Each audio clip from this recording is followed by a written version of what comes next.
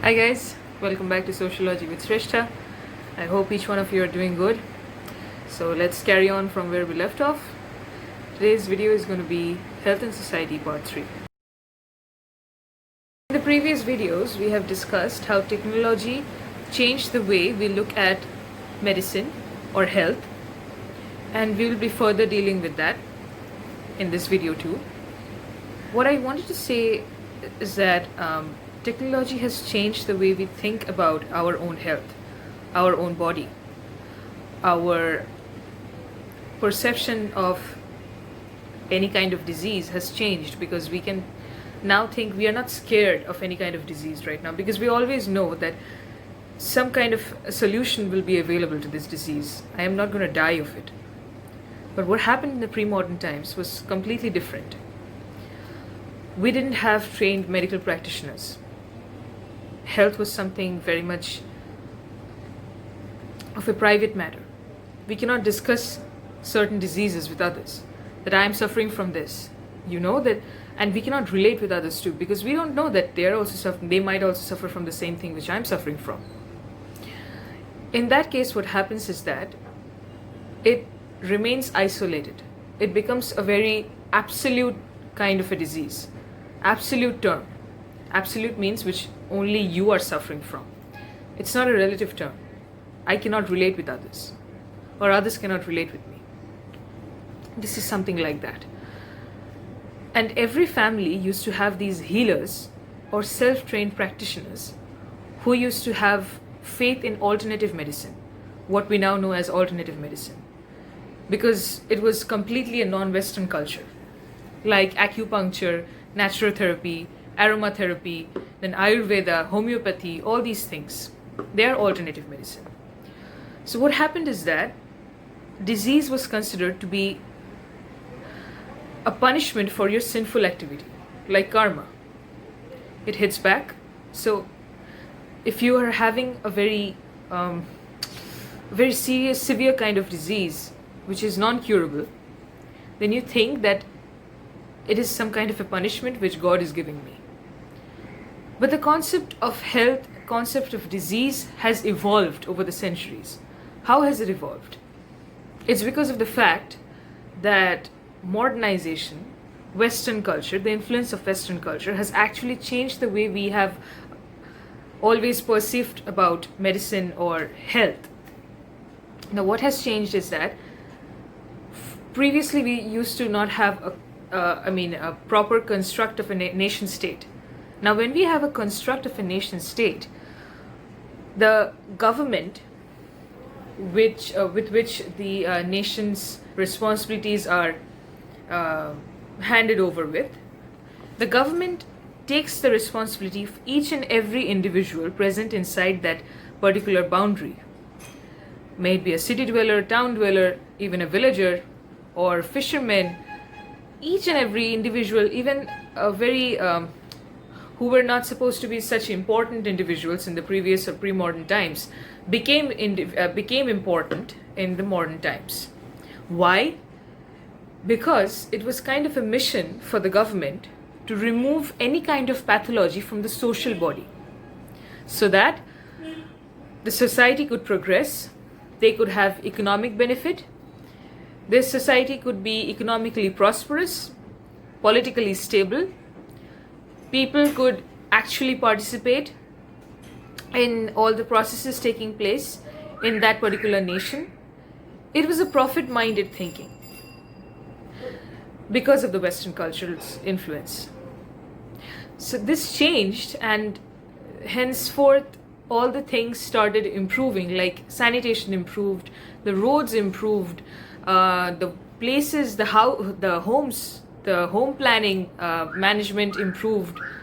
Many things started developing. And that's only because of one reason, that is, we need to remove any kind of pathology from the social body. Because this is against our own benefit, this is against our own development, and we cannot compete in the race of progressing towards a developed country. That's the main shift from pre-modern times to modern times. something which was very much personal became of a public topic of discussion. And there was also the rise of this particular model called the biomedical model of health. What is that? What is exactly that? I know many commonsensical perceptions are coming inside your head, but before it totally takes into your head, let's find out what it exactly is. Turn to the next slide. Extract from Wikipedia about the biomedical model of health. Development of this nation state, there were certain more topic of interest for the nation to bring under its control. What were they exactly? Say for example, I'll be talking about the biomedical model, but this actually falls and this starts the way we evolve our thinking towards the biomedical model of health. So before that, let me just discuss these things. Now first off, we see that the study of demography comes in. That is to calculate the number of deaths happening, the birth rate, the death rate, the population, mortality rates, then the amount of the number of marriages happening. All these started getting calculated because they wanted to keep a watch, a control over the whole population. This is to census. Census also started developing. Now, as we know, census, what it is to calculate the number of population present in one particular area. Now, there was this theory which Michel Foucault, 1926 to 1984, 1984, proposed, which you will be seeing in the next slide, that the state started controlling the way people used to think about their sexuality. People used to practice their, regulation of the bodies, but not in the sense that you are regulating the sexual practice of reproduction. I mean, that's of course to be regulated, because that's why the population control came in, that there was this certain rules and regulations which you had to follow in order to be a part of the population, because you cannot let the population rise up after one point, because that would lead to population explosion, and thereby things will get out of hand.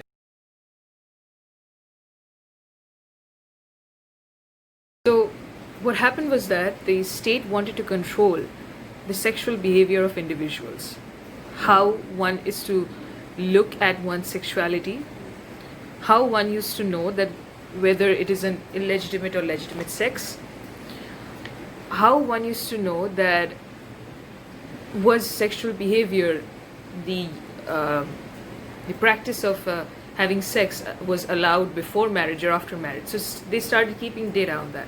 And by keeping the data, they used to keep control over the population. That they used to decide which is going to happen at what time. That was a rule of the society. That was a rule of the nation. And via these rules, they used to also consider homosexuality to be something of a crime, and for which they used to have these correction centers. I might talk about them also if you want to know more about it. These correction centers where they used to bring their children and used to brainwash them so that they do not change the path of their mainstream sexuality, that is heterosexuality. But they used to not understand that what they considered to be something unusual was very much usual from a very long time. People obviously didn't know.